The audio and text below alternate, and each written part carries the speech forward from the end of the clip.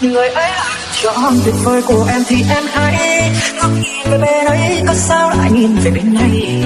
Có chăng sự tự do em vui anh không như ý, em sẽ bay lạc lối, em thích thì đến không thì đi. Em chẳng nghĩ là anh đốn đau bao năm tháng, anh không hề tự trách hay níu kéo em dù nửa lời, bởi vì yêu em thôi nên anh làm sao anh mong muốn nhất thời của em vậy thôi.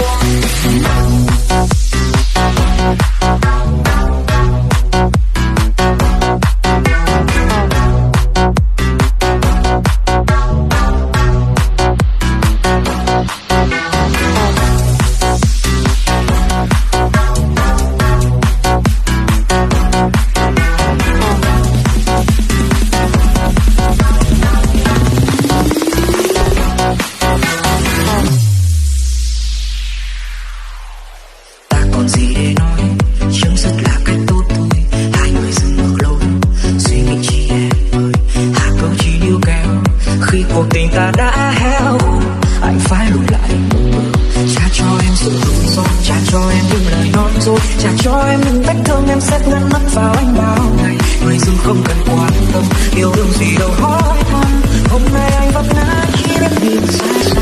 Người ấy là lựa chọn tuyệt vời của em thì em hãy ngước nhìn về bên ấy, có sao lại nhìn về bên này? Có chăng sự tự do em nói với